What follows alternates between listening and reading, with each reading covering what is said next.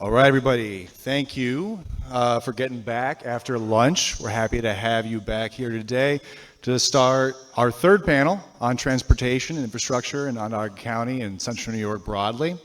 I'm going to start off by having all of our fine panelists introduce themselves, starting with Mo Brown. This is a test. All right, that's good. Thank you, everybody, for being here. Thank you for having me. I'll be brief. My name is Maurice Brown. I am the Onondaga County Legislator for the 15th District. It's entirely located within the city of Syracuse. Because of gerrymandering, it's too many neighborhoods to name, but I live in the university neighborhood, and I have a lot of the Valley, a lot of my neighborhood, and a lot of Strathmore and the surrounding neighborhoods. But it's nice to be with you all, and I'm looking forward to the conversation. Hello, everyone. I'm Peyton Sefik. I am an inclusion specialist with a group called Rochester Accessible Adventures. I live here in Syracuse in the Salt Springs neighborhood, and I have a pretty robust background with adaptive sports and inclusive fitness. Hi, I'm Bren Dice. I am the Senior Director of Service Planning and Capital Projects for Centro. So that means I get to work on scheduling and routing, but also some of the special projects like BRT.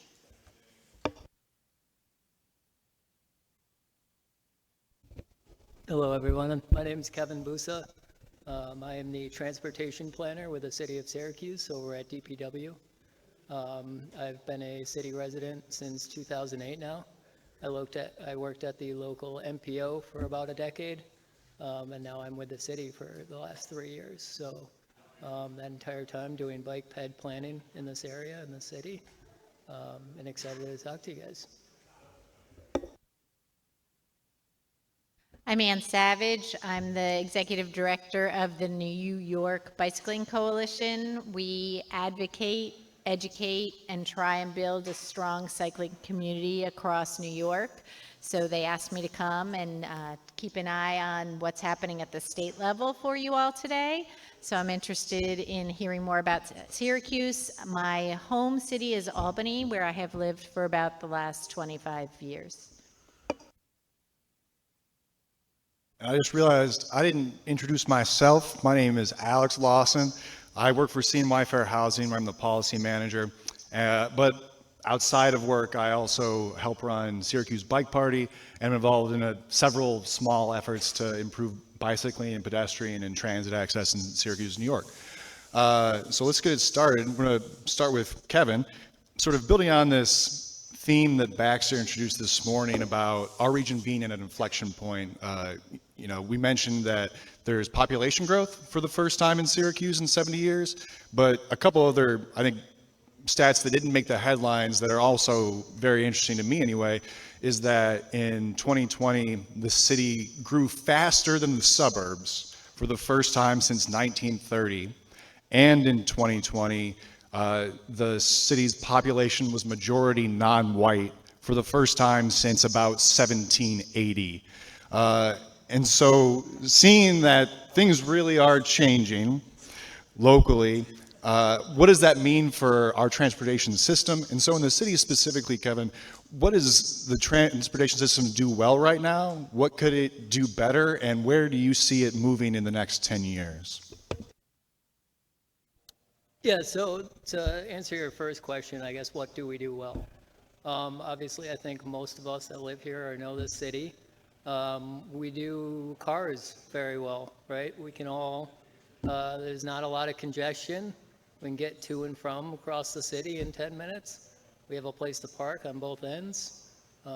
We do our cars here in Syracuse very, very well. And that in turn is what we don't do well, which are the other modes of transportation.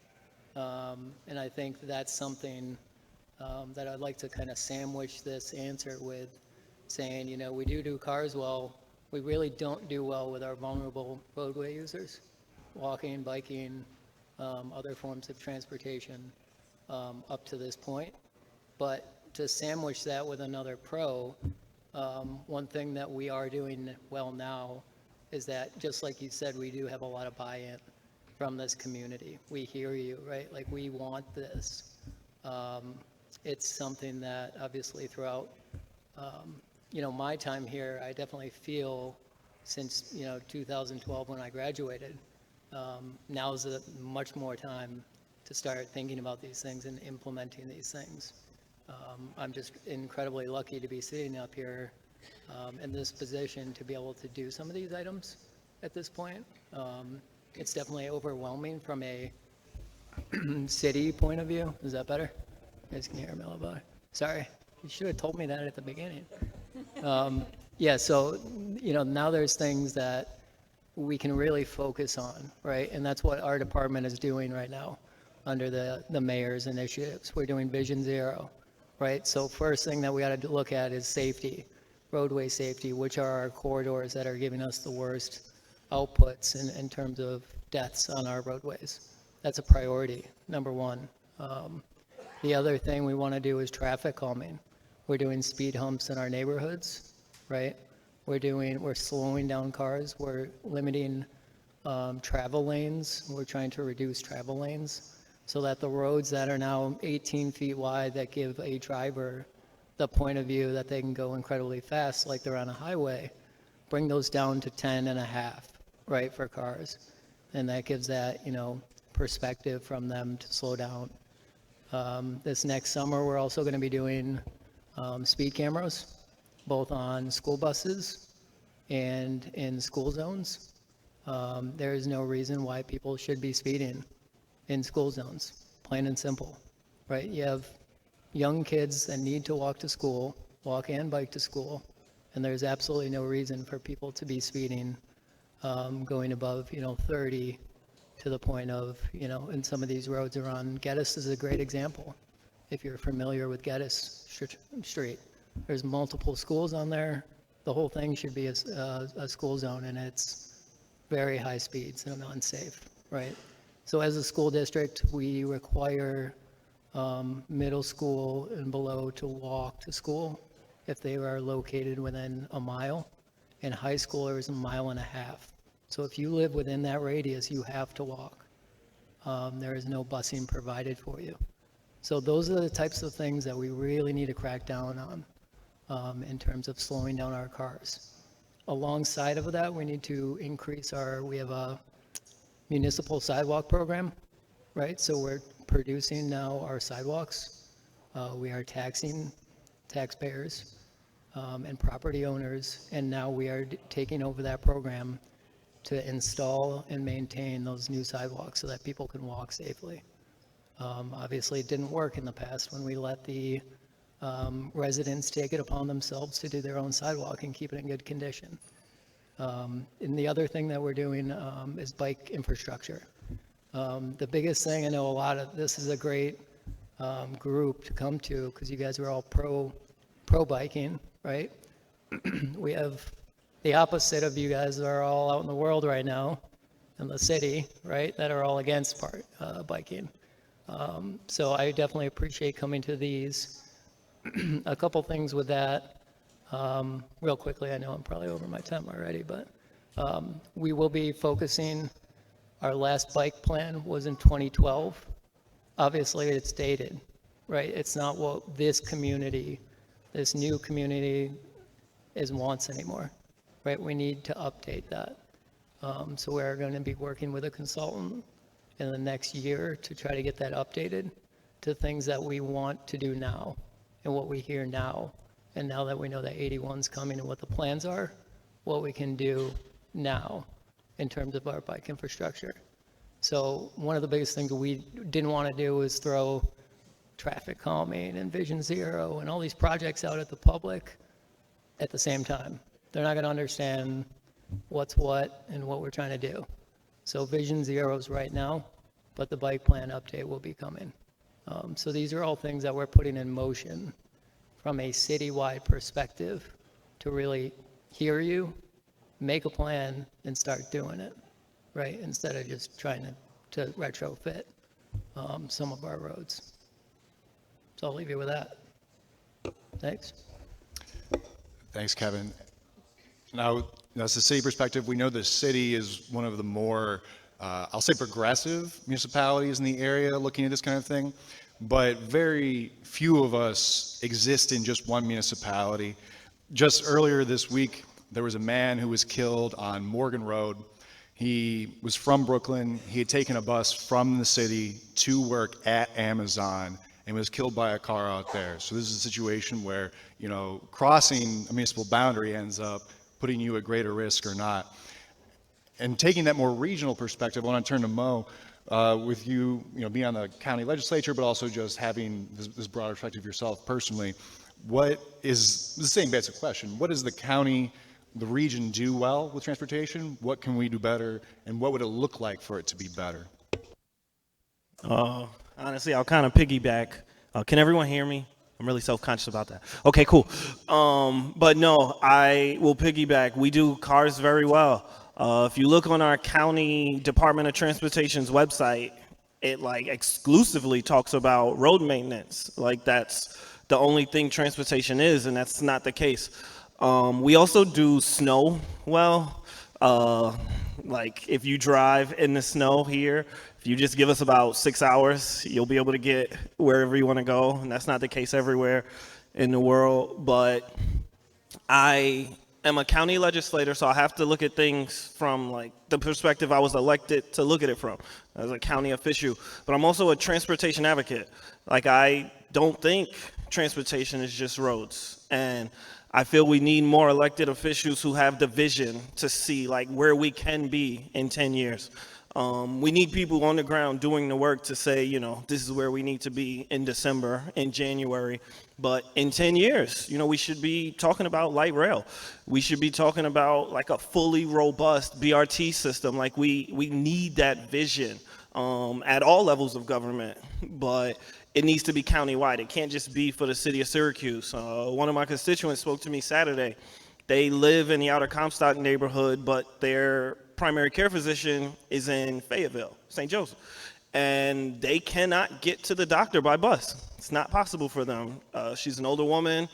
Mobility is tough for her, and we owe it to her to create a system where she can get to the doctor, where she can get to work, where she can get, to see her children when she wants to see them, and that's not where we are. I think we can get there. We need vision. We need leaders that believe that's possible. In the past, I've not seen that. I'm seeing a lot more of it now, and that's exciting. There's a lot more political activity, especially in the transportation space. But the only other thing I wanted to talk about, as far as bike infrastructure, I always want to push back on the narrative that the biker is this affluent, white 30s person that is, trying to save on gas. That's not the case. If you go through the South Side right now, there are people on bikes. A lot of them look like me, younger, and they are just as, likely to get hit by a speeding car as everyone else. And we have to protect them too. That's just this narrative that comes when we're we want to put protected bike lanes. It's we want to protect all bikers, and those bikers come in all shapes and sizes and forms. So I think going forward as a county, as a region, Central New York, the potential is there. We have visionary people at all levels. We just need to follow through with that vision, and I'm confident we'll be able to do that, or at least try.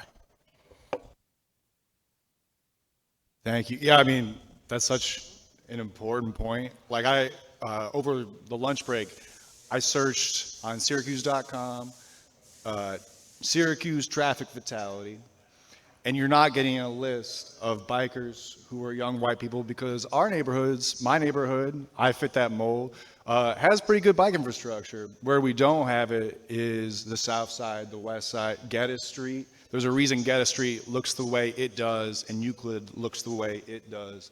That's absolutely true.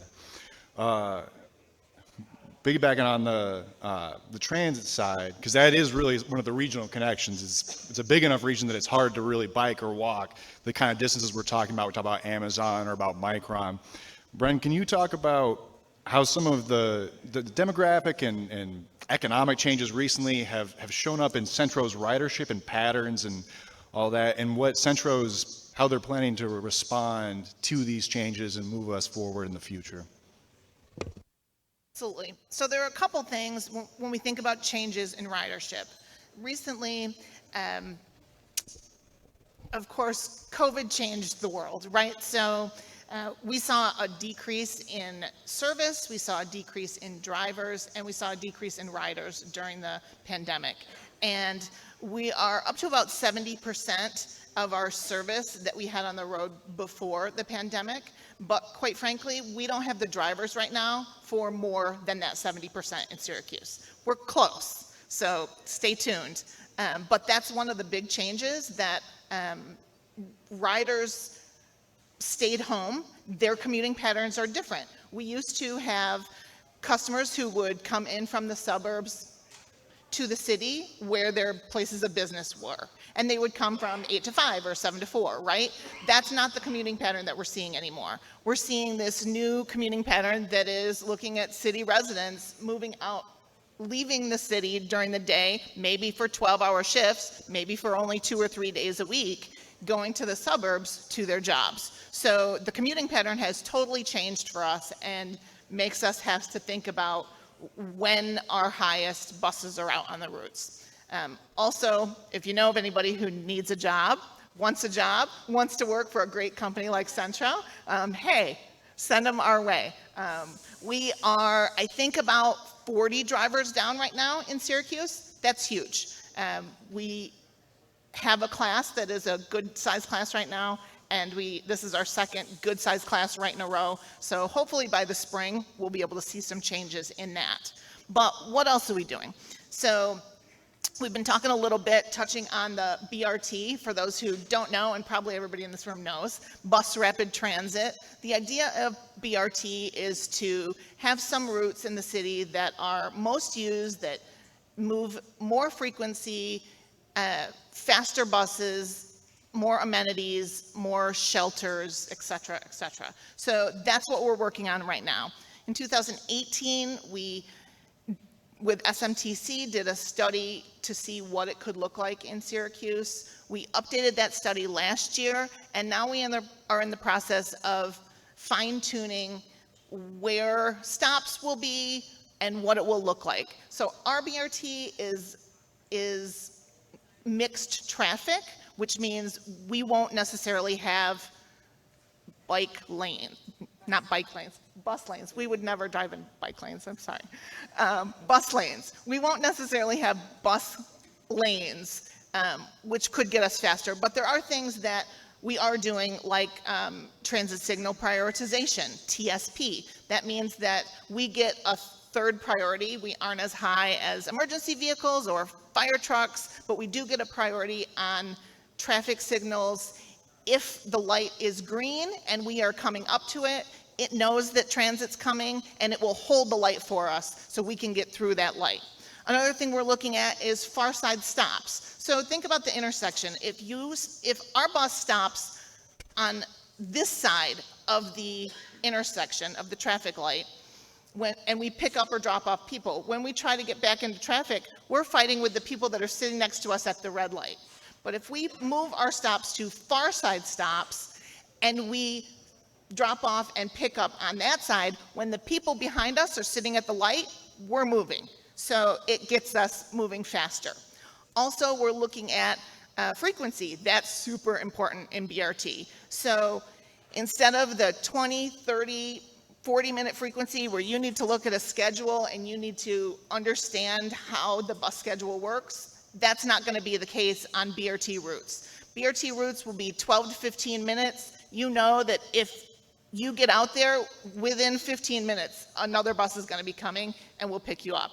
And the stops will be a little bit further apart. That's because if we stop at every block, we're not very fast. So it makes sense for the stops to be a little bit further apart. We ask you to walk a little bit further, but quite frankly, all the stops that are there are still there. So line service is still going to run kind of underneath the BRT. It's not replacing line service. It's just sitting on top of it. So it's got that additional layer of fast service. In addition, we are doing a system redesign. So it didn't really make sense for us to change BRT routes, which are going to run from Eastwood to OCC, and then from Destiny to the University Hill area. Then there's a leg that's also going to run down South Salina Street, and that was you guys telling us that you wanted that, so thank you. So that's where the BRT routes are going to go. But if those routes are running every 12 to 15 minutes, and the other routes aren't there until 40 minutes, it's not as efficient, right? So how do we make it efficient for everyone? So actually starting this winter, so it started internally already, and you'll start seeing us in January or February.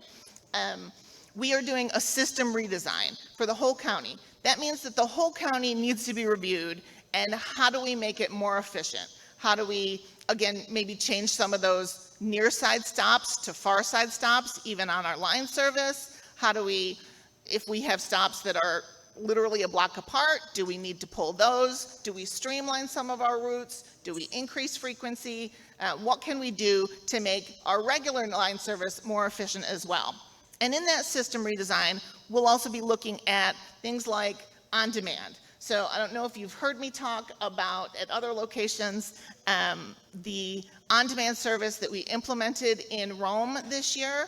We started it in March, so we've seen about 7 months of service, and it's going really, really well. We actually in Rome went from, and I feel like my time, I didn't look at the clock, so, okay, good. In Rome, we went from 6 routes down to 3. We said these 6 aren't being efficient. How do we pick the top 3 and then put on-demand service in the rest of it? And on-demand, think of Uber bus, for lack of a better word. You've got an app. They don't have a fixed route. You get on your app and tell it you need it, and it comes to you. But it's also picking up other people along the way.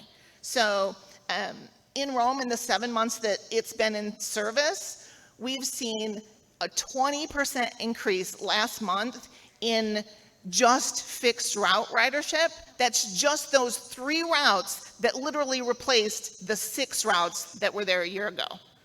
That has increased 20%, plus the on-demand customers that are out there. It works to be efficient, right? That's our goal. So system redesign you're going to see, we're going to see that on the road, on the road in 2026.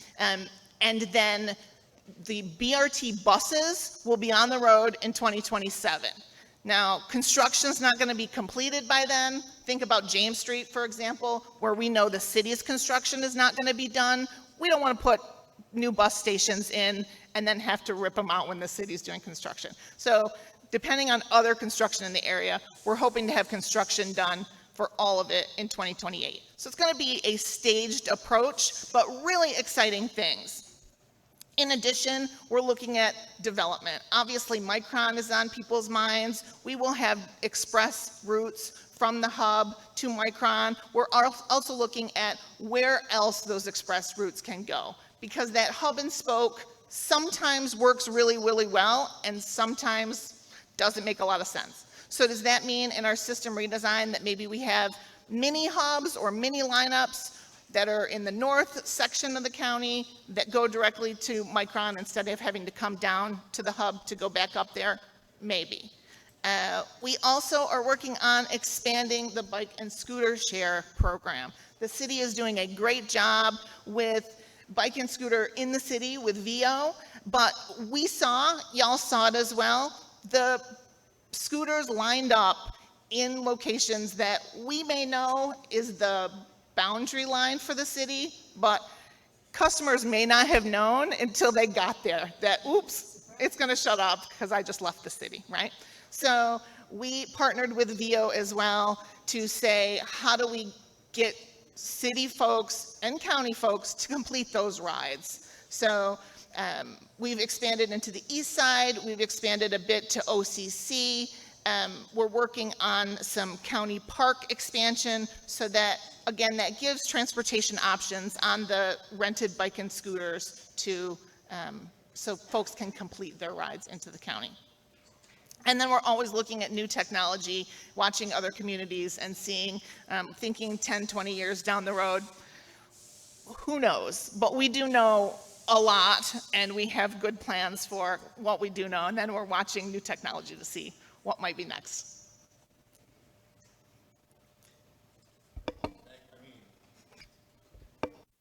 It's so nice to hear good news from Centro. I feel like for years, Centro comes out and says, we don't have any money, we're doing what we can, it's not possible. And for a little bit there, it was really depressing that there was money, but then there were no operators, and we didn't know how to fix that because we had gotten really good in Syracuse about go to Albany, advocate for more STOA, because that's what Centro's days need.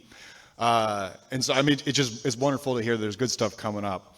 Speaking of Albany, Anne, can you tell us some of the stuff that's been going on at the state level, state legislation, funding opportunities that we could be taking advantage of in Syracuse, and then also just having perspective statewide? What are some things that other cities, our peers around the state, are doing that we should be looking at? My light is on. I can hear myself with a 5-second delay, which is a little disorienting, but it's going to work out. So as an Albany resident, it's pretty great to be here with all of you and compare the things that we have already done that you haven't but are on your way, and vice versa, the things that you have done that we have not. And so this has been really enjoyable for me to think about. I will encourage all of you to go out and support your bus rapid transit. It is a really important aspect of a transportation structure, including for cyclists, because you need to be able to get longer distance, which you can do with a combination of bus and bike. And without public support, it can be very difficult to cite bus rapid transit stations. So just support Centro in the work that they're doing. I did want to draw attention to one of the very first words which was said here today, which was that safety is the most important thing we can do to increase active transportation. For those that don't know, this Sunday is the World Day of Remembrance for victims of traffic violence. I'm actually missing the ceremony in Albany today. It's an important way to recognize people who've lost their lives because of our poorly designed roads and transit and active transportation structures. And the goal there is to remember people we've lost, support their families, and figure out how to act to reduce the number of traffic fatalities in the future. And it sounds like you guys are well on your way. Unfortunately, our context is not good. The United States is the #1 country, developed country in the world in terms of traffic fatalities, and the direction is not good. And the equity impacts that Mo talked about are very real. More people of color are killed in traffic violence than white people, and that is true across pretty much the entire country. And we have an obligation to try and expand the audience for this conversation to make sure that we're incorporating all of the people who walk and ride and roll, and not just people who have the capacity to come to a program like this, because we are not hearing from everyone. Also, one of the key statistics that I look at is the League of American Bicyclists does a bike safety rating for states, and New York State has been number 13 in the country since the last time they did this. I saw a sneak preview, and I'm sad to report that we are moving in the wrong direction, and we will not be ranked higher than 13 next time. I don't know if I'm allowed to say where we'll be because it was just a sneak preview. And I will tell you the two biggest reasons that's preventing us from seeing progress, and they are statewide rather than local decisions. And they are that we have a state bike ped plan, but it has not been updated since 2017. We are one of the oldest, I think the oldest in the country. DOT is working on that. The new one is called the Active Transportation Strategic Plan. So if you do see information coming out, and if you're on the NYBC mailing list, we'll make sure that you see that. Do give input there. They are writing that plan right now. And when that gets done, that will help our rating. And the other one, which affects all of us every single day, is the lack of a defined safe passing regulation in New York State. Defined safe passing means cars have to give cyclists, and in many cases, wheelchair users and walkers, a specific number of feet. Every state in the country has that, with the exception of 9. One of those 9 is New York. The other 8 are nowhere in the Northeast. The entire Northeast has at least 3 feet. Most of our surrounding states have 4 feet. So New Jersey is 4 feet, Massachusetts is 4 feet, Pennsylvania is 4 feet, Vermont is 4 feet. We are safe distance, which is not an enforceable criteria in our regulations. So that's a thing, something we've been working on for many years, and hopefully this will be the year. I will tell you, since I'm sitting in his district, that the issue has been getting it through the Assembly Transportation Committee, which Assemblyman Magnarelli chairs. So it has passed the last 2 years in the Senate, but it has not come out of the Transportation Committee. So if you have interactions with your assembly member, you might say, could you help me understand why we do not have defined safe passing in New York State when almost every other state in the country has it? So I'm working on that effort with a group called the New York Safe Streets Coalition. This is a coalition of organizations from around the state, and we have a couple of legislative priorities, including defined safe passing and a bill that I think you guys will find very interesting, as I know you're just behind Albany in terms of school zone speed cameras. Our school zone speed cameras just went live. Literally, they just came up since the school year started. And I know you guys are coming live in January, is that right? So you guys are going to start seeing the number of speeding tickets go very high, right? People are not going to immediately change their behavior. I encourage everyone who has any influence over the way that goes to make sure there's a really strong communications effort in advance. There is a report coming out from the Vision Zero Network, which has not been finalized yet. I've been waiting and waiting for it, which is about equitable in automated enforcement. And there's some best practices in that report about what you need to do to implement automated enforcement with equity. Because if you just Google and do it judiciously, but both Rochester and Buffalo have had some challenges with their automated enforcement. And Buffalo pulled out their school zone speed cameras, and Rochester pulled out their red light cameras over the last 10 years for various reasons, often having to do with a lack of equitable implementation.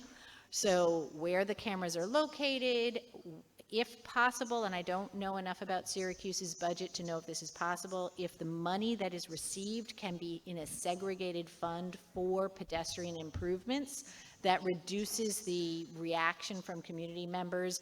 It's just a money grab. The city doesn't really care about safety, they just want money, so they're not going to try and get people to slow down. Also, if you can have a long communication strategy in advance, that helps a lot.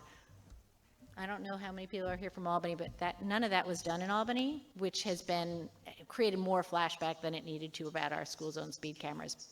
But the other bill that I want to tell you about that we're working on, and then I'll yield my time and we can come back to some other legislative work if you want, is a bill called Required Speed Limiters for Repeat Speed Offenders. Because one of the things about school zone and red light speed cameras or red light cameras, they are not moving violations. So you know right now when you drive, if you get pulled over a couple of times, they're going to say, you don't get to have a license anymore because you are a danger, right? When you get a red light camera violation or a speed camera violation, it's not points on your license. It's just money. It's like a parking ticket. So you can get a lot of those things in a very short period of time. New York City has had school zone speed cameras for a while. They have one person who has 239 school zone speeding violations, but they can't pull their license because it's not a moving violation. So this new bill that we are hoping to see get traction this year would require, it's sort of modeled on DWI. You know how if you get 2 DUIs, they put that interlock on your car and you can't drive unless you can breathe, the breathalyzer clean? It's like that. After a certain number of speeding tickets, even if they don't pull your license, they'll put a piece of tech on your car and you cannot go more than 10 miles over the speed limit. right? So you can still get to work, you can still get your kid to school, you can still do your grocery shopping, but you can't put those of us who are out on the roads at danger, which is what they're doing now. So keep an eye on that bill. I've driven the test car. It's very safe. It doesn't put the brake on. It just prevents you from accelerating once you hit that 10 miles. So those are some of the things we're working on at the state level. And we would love to get more in touch with you folks in Syracuse and have you be in regular touch with your assembly member who really needs to hear from Safe Streets folks about how important these bills are and how we need the assembly to stand up for them. Thank you, Ann. Ann has been in touch with a lot of people, I think, in this room, around this city, because Bill Magnarelli does have a lot of control in Albany over what does and doesn't happen with transportation. And in general, he hasn't really seemed to think that it's something that his constituents care about. We know that's not true, we're all here, but to some degree, that's reflective of the fact that there's not a lot of organizing locally around transportation issues. And Peyton, I want to turn to you to talk a bit about, as an advocate, what are the coalition building and culture building strategies and requirements for actually moving the needle on a lot of these things?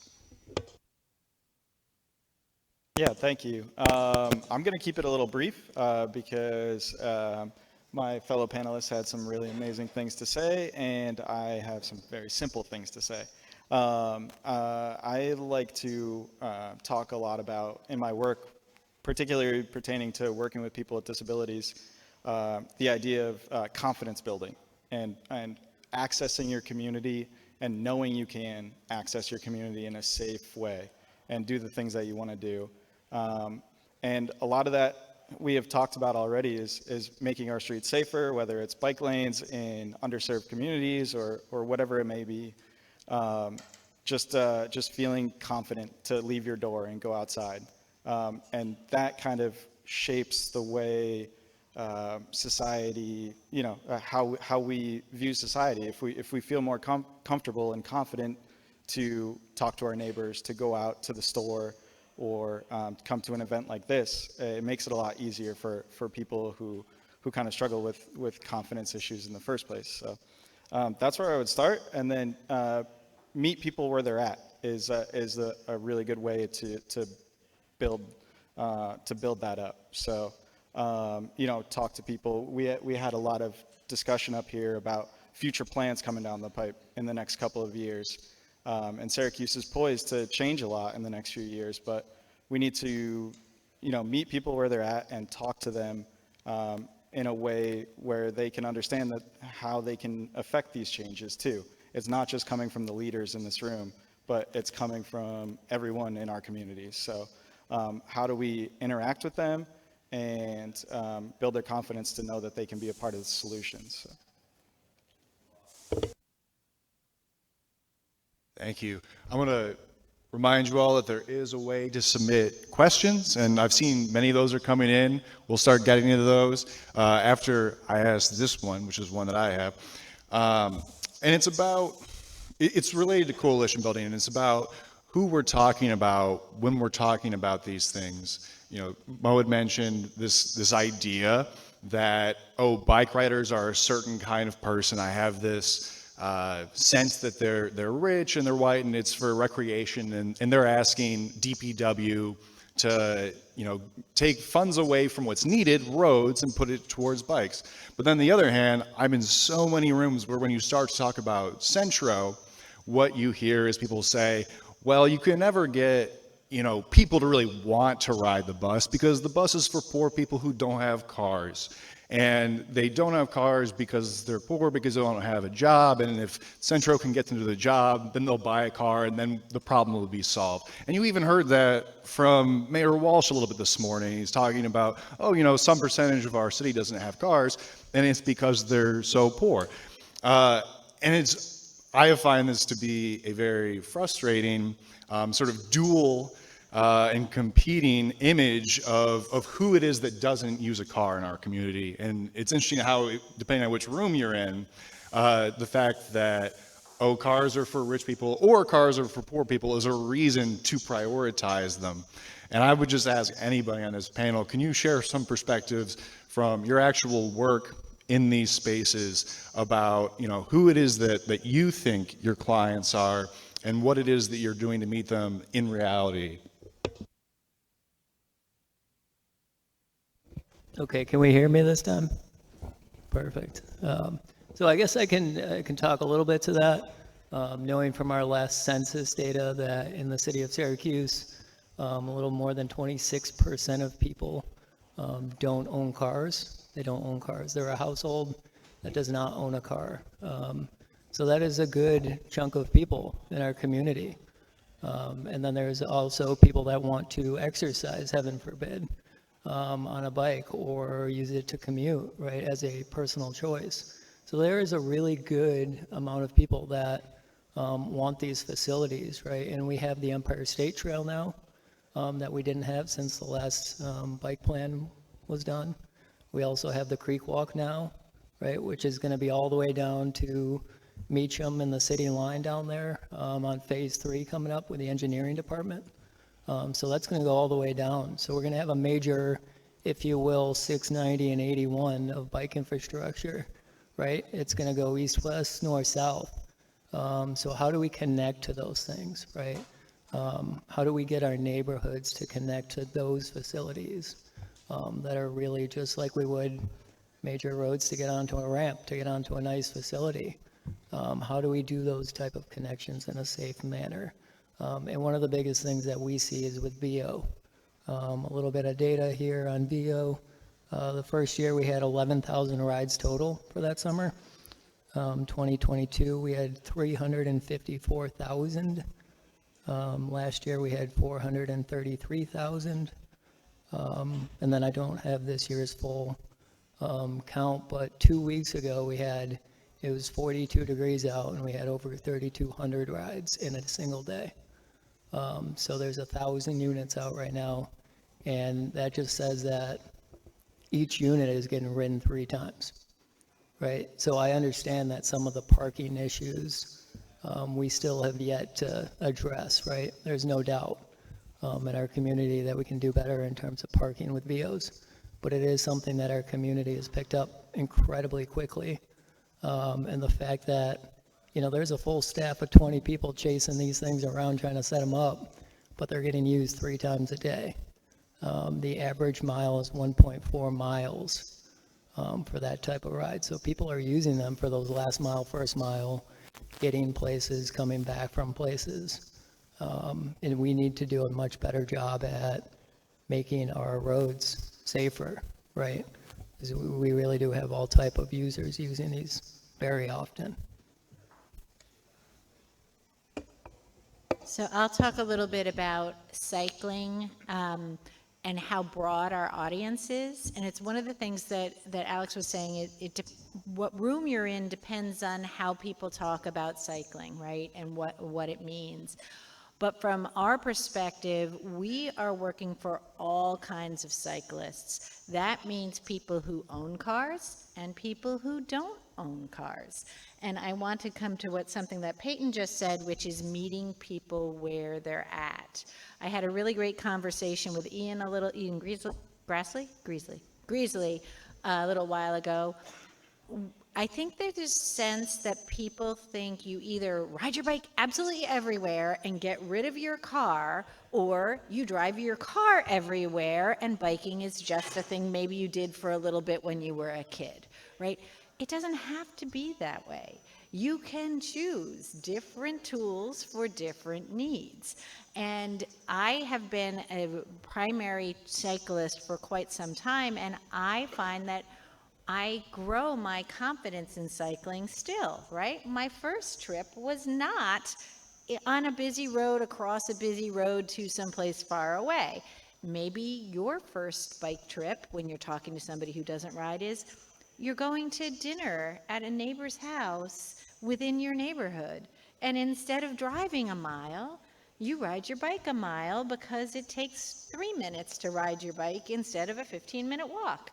That's a great way to start, right? It doesn't have to be all or nothing. And maybe it's not no car, maybe it's you own one car instead of two cars, because you can count on a bus on demand or a private on demand service because when you need one because somebody else in your family needs the car. There's a whole range of options there, but we have to be very broad about the way we talk about it. In particular, I think at the federal level, and I do some work at the federal level, usually with the League of American Bicyclists. If you're interested in doing that, I will be there in March, and we will set you up to meet with your congressman and talk about cycling as part of the National Bike Summit, which happens in March every year. And we are going to have to talk to a lot more conservative folks over the next few years. And they care about cycling too, when you can attach it to things that they care about, when you can attach it to building memories with your family, when you can attach it to old school childhood and independence for children and freedom for parents to not be schlepping their kid to every single event. Conservative politicians love that idea, that memory of the way things never really were, but they would like to pretend they were, right? So that is a conversation you can have with them when you talk about, I want my kid to be able to safely ride to school, but right now they can't. And so you need to continue to support the Safe Routes for School type funding so that we can improve our safety in our community. So I do think cycling in particular and all kinds of transportation, including automotive transportation, have an incredibly broad audience, and we do need to talk to everyone and not get caught up in a zero-sum game. It's not about you get less room to ride, so I get more room, less room to drive, so I get more room to ride. It's every time I ride, it reduces your tax burden because I am not putting the wear and tear on the roads that a car is. Every time I ride, it's decreasing air pollution. So you are not breathing fumes. Every time I ride, it's decreasing how much money is spent on public health and mental health, because we know cycling has positive impacts in both of those areas. So let's keep the conversation going about how we can all work together to make our communities better. And there's plenty of room for everybody on the roads. I feel like I want to ditto that from the transit side of the room, because every time that you see a full bus go down the street, there are 60 cars that just got pulled off the road. And in Syracuse, 90% of our fleet are CNG, which is near zero emission. It's not zero, but it's very close. And we've been at near zero for 30 years. So that's literally $30 million worth of tax dollars that we've saved y'all in the last 30 years.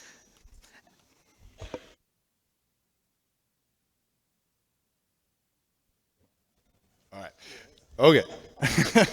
Let's turn to some of these questions. There's one in here that I absolutely love, and it's, first of all, the question is, has Centro or the city considered a policy of free bus fares for SNAP recipients? And so this is good stuff. And I'd like someone to answer that question, but also what I love about this is that it involves Centro, the city, and the county, because that's who administers SNAP. And I would love if you all could talk about the relations between your different services and how you work together to implement stuff like this. So the literal answer to the question, I believe, is no. Like, I don't think we have done that yet. I think that would be a great idea, though. We should definitely look into that. I've been a proponent for free buses for everyone. I'm a big believer that people are going to choose the most efficient transportation method for them. And we have to make buses, bikes, we have to make that, a more efficient method. We've spent the last 50 to 100 years investing in car infrastructure, so it is the most efficient way for them. Once we start to change that, it will change. I would like to see what that partnership would look like through SNAP recipients. It's something that we should explore. I've been exploring free bus ridership for county employees. So I would imagine it would be a similar framework. But yeah, no, that's something I'd love to look at. My answer would be, that's good to hear, right? First of all, if we didn't charge fares, we would lose about 13 to 15% of our revenue. So our service costs more than fares. You guys know that. So we would need that partnership. I will say the positive here, though we haven't had those conversations, is that we have good conversations between the county and the city and Centro. We are a team and we work together. I don't know, Kevin, I feel like at least 3 or 4 times a month, I chat with you. I talk to the county at least twice a month, I would say, but I'm trying to think of different county people that I'm talking to. So we have a good partnership, certainly opportunity to have that conversation. Yeah, I'll just add really quickly that the city employees do have free ridership with Centro, so that's a huge incentive to work for the city and take the bus and things like that. So we do have like those relationships with them, even though Bren during her introduction said that she wants to take away bike lanes during the introduction, I thought she said, but we do overall get along. All right, I've got 2 things on that. First is that maybe you might not know that it's very easy to pay the fare on Central buses now. It used to be that you either had to have a pass that you purchased at like Tops or the Hub, or you had to have exact change. Now you can, it's touchless. You can do it on your phone or with your credit card, and just, this is a plug, because I know so many people who do not want to ride the bus because they're not sure how to pay for it, and it's easy now. That's one. Number 2 is that if you're talking about the bike lanes on Salina Street, it does definitely slow the buses down, just saying. We've got, whatever. We've got a couple questions in here that are about the decision-making process behind mobility improvements. One's about, if you see a desire path, is there any, this idea that if there's like grass and you can tell people are walking across it frequently enough to wear away the grass, is there any kind of way for the city to take that kind of data and act on it? And then also, more broadly, has there been any look into more accessibility features? The one specifically mentioned is wheelchair charging stations, but I'd love to hear about other options that maybe aren't really being discussed so far. Yeah, I think wayfinding is a really big part of that. Having accurate signage, but a lot more signage. Blending signage with beautification as well. Oh yeah, there you go. Sweet. So having accurate signage, but also just pathways can be intuitive as well. I've done a lot of traveling throughout the world, and I was surprised with some of the places that were more accessible than others. Some developed countries weren't necessarily accessible at all, but underdeveloped countries, quote unquote, were way more accessible because they just had intuitive pathing. So I think that's something to take into consideration, like the bike paths that develop through grassways or walking paths that kind of lead off the sidewalk. So yeah, that's where I would say that. And then also wheelchair charging stations is a little known thing that Syracuse does have in a few different spaces, like the Creek Walk and a few different parks, including county parks. And that can be a great feature for power wheelchair users. But there also needs to be, things to do, whether it's, a beautiful place to sit or access to recreation activities. So I can hop out of my wheelchair and go for a kayak ride next to an accessible kayak launch, or hop in a bike while my chair charges.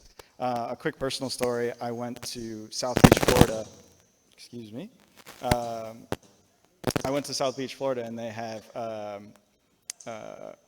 power beach wheelchairs. And of course, I was traveling with friends, and I had forgotten my power chair charger, and I was able to plug into one of their beach chair chargers while I tooled around on South Beach.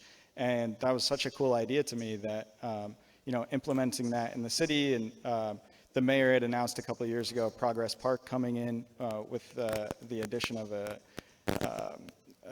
accessible recreation loan closet for like bikes and such. So it'd be perfect to put a charger next to there, and you can plug your chair in and go for a ride. But yeah, there's a bunch of different ways to use those. I can add just one more quick thing. We are trying to make our city more accessible. For some reason in the past, in certain corners, we've decided to build these big staircases.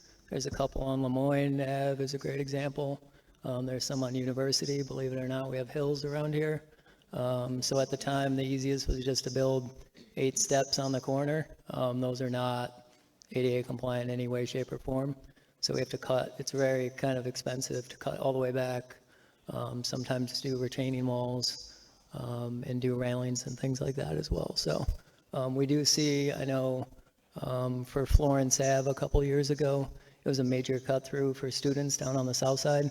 And that was like a goat path, like you're saying, a worn down path. And the city cleared it up, built a sidewalk, provided lighting.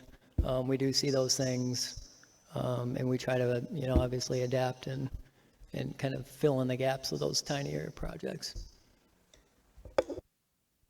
And in terms of things that communities do, I know your bike ped plan is coming, and one of the things that's typically done with a bike ped plan is a mapping exercise, a digital mapping exercise, so that you can be at home and say, if I could cross this street, I would walk, but because I'm terrified to cross this street, I don't. And you can plot that right on the map, and that information can feed the bike ped plan, which can be helpful for your city planners.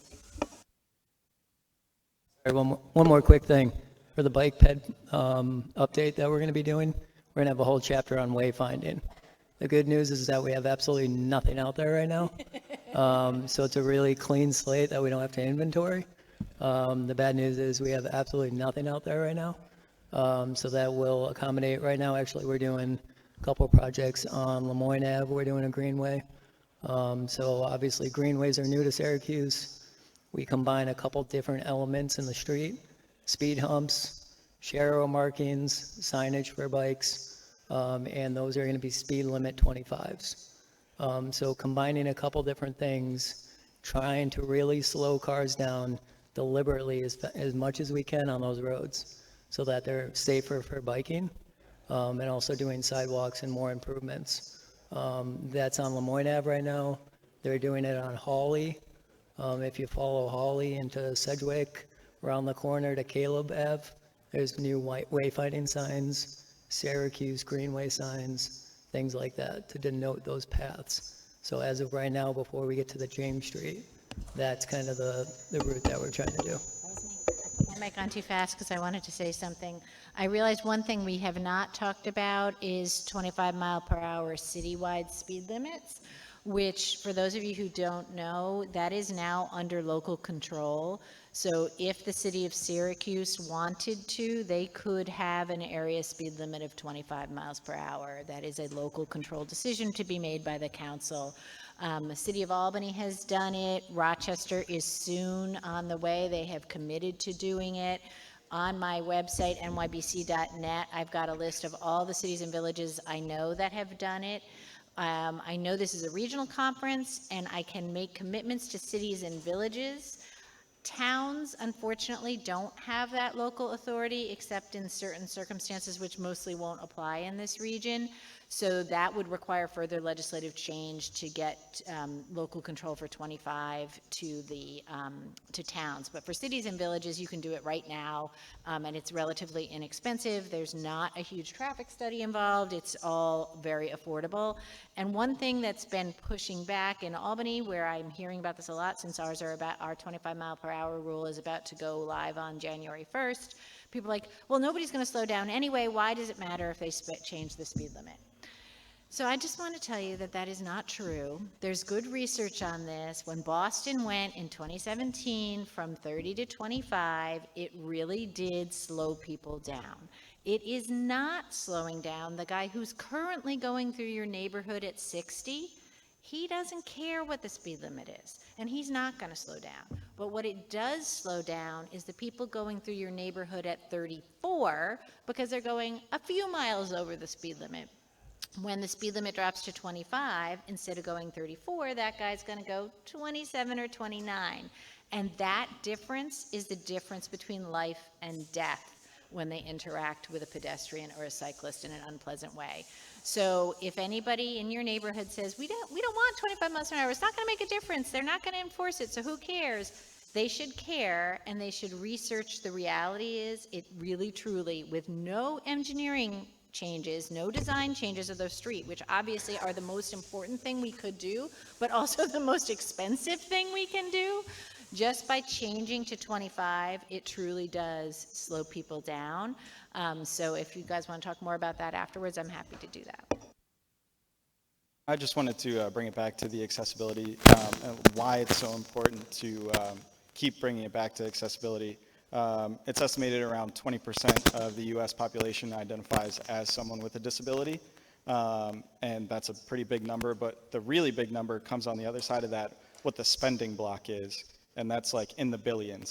So when we include people with disabilities into our communities, money can go way up, and that's, that speaks a lot in America, unfortunately. So, and if we lower the speed limits, maybe we'll have less disabled people, perhaps. So there you go. Okay, this is a point of order. They found 30 extra minutes in the schedule. So normally we would be at time, but I've been informed that we should go for some more time. I was going to ask if you wanted us to, but I was afraid what you might say. So I'm just going to go ahead and do it. Oh, right here. Well, there you go. That's a perfect opportunity. Yeah, what's your question?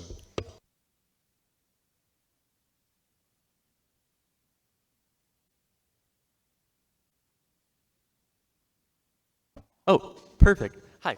So I have a question about the micromobility sharing around Syracuse. So I know we have the Vio bikes and scooters right now, and they're excellent, and everybody I know who's used them, they really like them. So I know in some other areas like Albany, there's the CDPHV bikes. I've seen in like the Western Mass area, there's like the Valley Bike Share, and in like the Denver Boulder Metro, I've seen like the B-Cycle Share. And a lot of those are kind of e-bikes, and so they're really efficient. But they're a lot more like bicycle-like than like the Vio things. And I feel like there's a lot of advantages to using the like more bicycle-like things. Like for instance, these all have like docks around the cities. And so you can go anywhere in the city and you can locate a dock and you can just like use one of the bikes, which is a lot more efficient than just like hunting around for one of the Vio bikes or Vio scooters. I know they also have like the advantage of like the first 5 miles or so are free, which makes them a lot more appealing for people to use. And then I think the third kind of thing I'm thinking about is if we want to change the perception that cycling is really only for like wealthy folk or for recreation, then maybe having like the more bicycle-like micromobility sharing could help with that. And so I'm wondering if there's any plans to like implement something that in Syracuse, or if you would consider it at all. Thank you. Yeah, so they are on their third year with VO. We had Gotcha Bike before this, and they were a dockless or a docked system. So they came in the city, they set up these 30 stations, if you will, and that was not that successful. Just having to take it back to a place. I want to take it to my house, right? And especially if people are using these because they don't have cars for groceries or, items like that, it showed that it wasn't going to work for our community almost kind of immediately, just based on these are great for leisure, but they're not working for the people that need to get to and from work, just because we only had 30 docks around the entire city. So when we switched to this, it kind of took off, and that's where we had some growing pains. We still have some growing pains to get through. That is something that I've expressed to the company before in the past about getting actual bikes back here. That's something that I think it was delayed with their company on manufacturing them for some reason.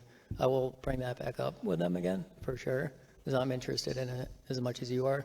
I think a lot of us feel more comfortable just getting on something that's very familiar with us. So I will definitely bring that back up to them. I forgot the other questions. I forgot your third question maybe. Oh, okay. Yeah. And I mean, there's absolutely no doubt while I have you, just that we are struggling now with some bike things in our community in terms of I could bring all of us on a field trip right now and we could walk upstairs and go look at the bike lanes and how many cars are parked in the bike lanes on South Salina Street and how many tractor trailers are unloading right now there's no enforcement in terms of people parking in bike lanes, right? I think we still need to figure out and work through some snow removal issues. You know, if we do a lot more protected, how are we maintaining those? How are those safe, right? So if you're cruising down the protected bike lane on University and there's a stick, there's no real way to get, out of that situation quickly without breaking. So some of those maintenance issues we need to work through as well. And then obviously the parking, I think, is a huge thing. There's been plenty of units that have been vandalized and, picked up and thrown in our waterways. And luckily we have a great relationship with the creek rats, the Onondaga creek rats. They love kayaking. They love this adventure and finding them for us. And they help VO drag those things out. But again, it kind of comes all back to behavior, right? And our community, it's a community that we can create change. This isn't a New York City. This isn't a huge city that it's that overwhelming. We can see change in the next 10 years with some of these things and for the better, especially with 81 and Micron and everything happening. This is the time to do it. So please be patient with us. I know that's a pain in the butt, but fresh out of college, I wanted to do all these things in 5 years. And then you hit, public work and how things actually function. So you got to go through the process to get some of these things done, but we are doing our best to, do these projects.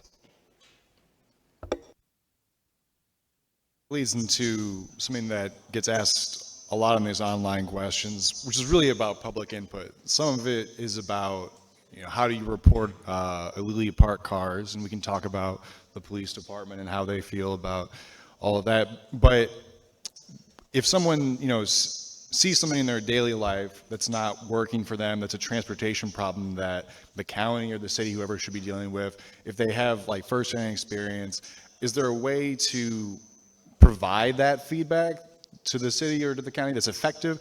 And then I think relatedly, you've been talking about a lot of big projects that are coming down the line. How can people here, people in the city generally, provide input to make sure these things are as good as possible? I'd like to hear from both the people who, would be receiving it and people who would be helpful in providing it. I guess that's me again. So, I've been in meetings with Baxter, and this is a great presentation. So thank you, Baxter, for and the team for putting all this together. I think this is a great resource and discussion with, some people that are positive about these things. But to your point, we've sat in meetings before, and police officers have said it's okay to call 911 with some of these issues if there are safety concerns. I've done that in the past. If someone put a dumpster in a bike lane, that means that bike has to go around the dumpster on a blind corner sometimes, right? So I have called some of those items, and from the officers, they're forced to dispatch someone in those situations. If somebody's parked, on a curb or something, I don't know if that's the level of safety that they want, but I think if it is important enough that people are downtown, and you got to remember, these are our neighbors, these are our community members. Is it working? Yeah. So these are our community members, and these are people that we should be caring about, and our neighbors. So we do want to protect our vulnerable roadway users as best as we can. I'll be brief because I know there's a couple more questions, but I want to harp on everyone. Other electeds hate when I do this, but your elected officials represent you. Like that, I will beat that drum till I'm blue in the face. If you are curious about a city project, reach out to your city representative. If you are curious about a county project, reach out to your town representative. each project we are not fully aware about. But I can confirm this because I have been an activist in this community for a long time. I have been calling many offices with many questions for a long time. But now that I have been an elected official for about 11 months, I can confirm when I call, they pick up. Full stop. So if you have a question about the Department of Transportation, about, BRT, about pretty much anything, whether, people have reached about like probation things, if I make the call, if your elected official makes the call, they will pick up. So it's on you to reach out to your elected official and make us work. Like, your tax dollars are paying our salary. Yeah. And then I just want to piggyback off that a little bit. The like open designs for like community outreach for like the Creek Walk or the 81 project, where people from the community are invited to talk with the designers and the people making the decisions, can go a long way. Like, you have constituents together. We were talking earlier about how do we organize. That's a great way to get people together in a focused environment. So I've been part of a couple of those. Hello? Too much bass in my voice or something. I've been a part of a few of those, and people are very receptive on all sides. So I would just advocate for making those available to community members and invite as many people as possible.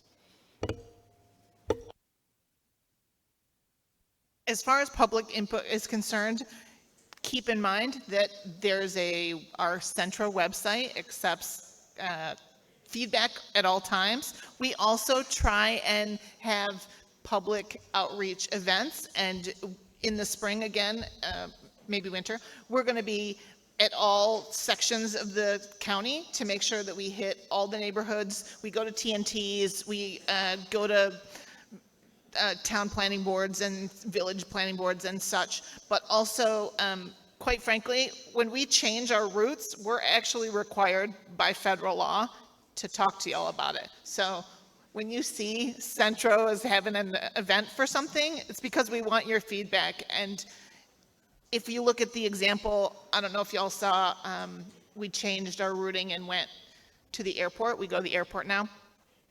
It was a great example of how public outreach is supposed to work, because we came out of a couple neighborhoods to go to the airport. We held a public hearing, and the folks in those neighborhoods, in one of those neighborhoods specifically, came out and said, we're mad about it. And so we went back to the drawing board, we fixed it, and now we can hit the airport and that neighborhood. So we wouldn't have done that without the public input.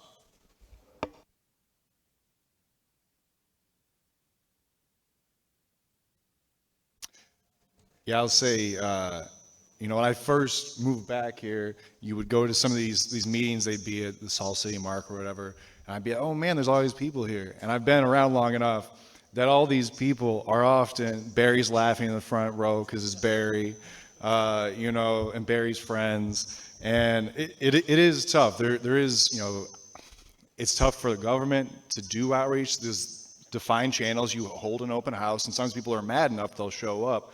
But especially for like these bigger picture things like a network redesign or like a bike plan that no one knows if it's actually going to get built, it's very difficult. And I do think that one of the things Urbanism Club or Collective can be really successful at is organizing people to attend these things, because absolutely I've never heard anything besides that elected officials, public servants, they want the input, and it's just so hard to get sometimes.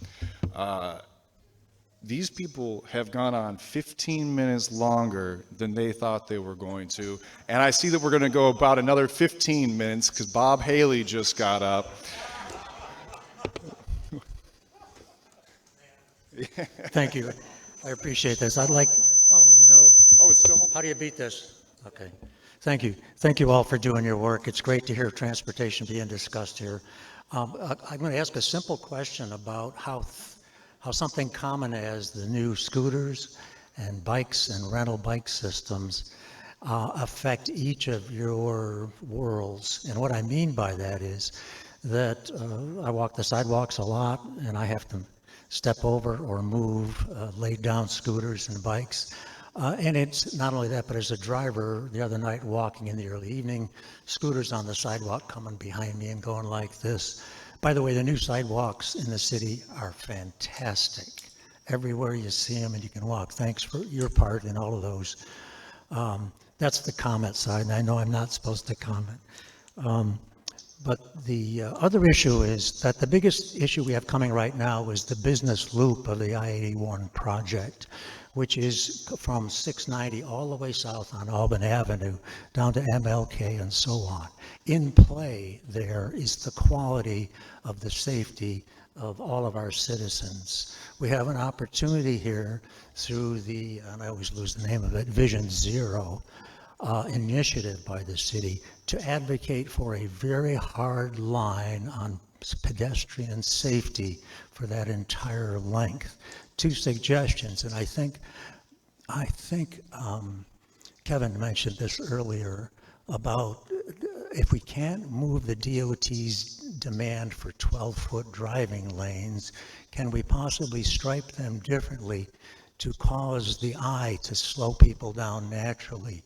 The point is that if you take a 12-foot lane and narrow it by 2 feet on either side with white or striped paints, people see a narrower driving lane, they slow down by nature.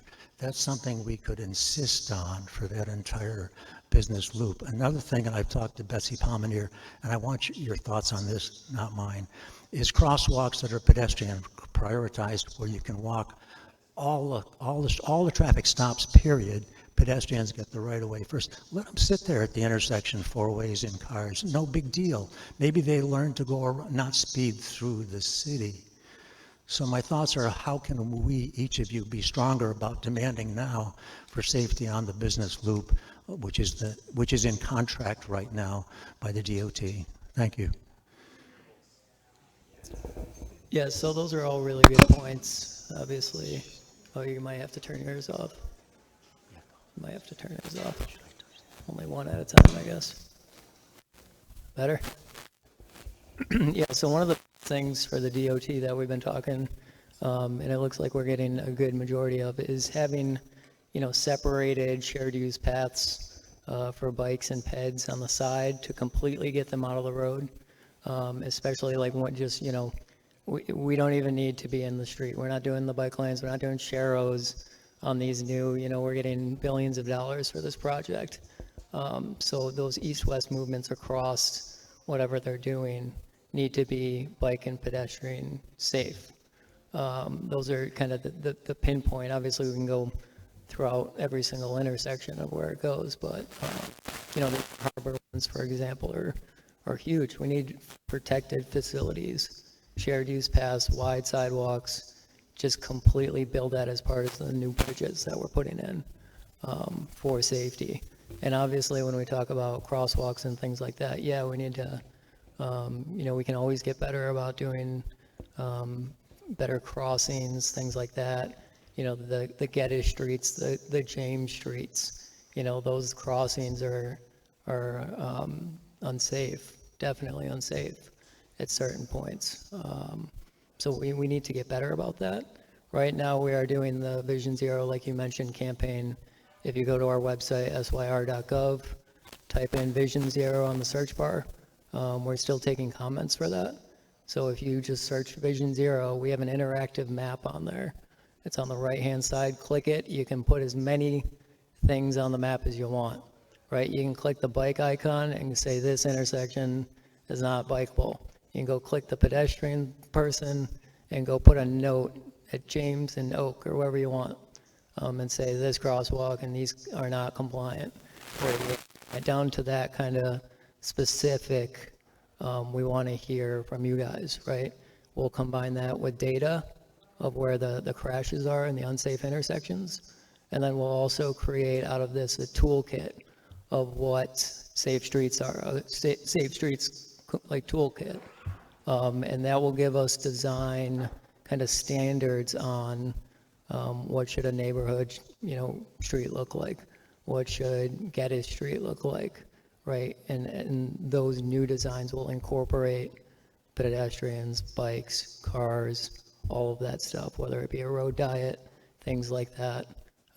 In my line of work over at DPW, we can do a lot of the neighborhood stuff in-house, but we need to go after state money to do the Geddes streets, right? To do the James streets, and that's why those are more engineering projects sometimes. Those are things that we got to go for either grants or tip projects and things like that, just to get the funding to be able to upgrade some of that infrastructure. Hopefully that answered most of your questions, yeah.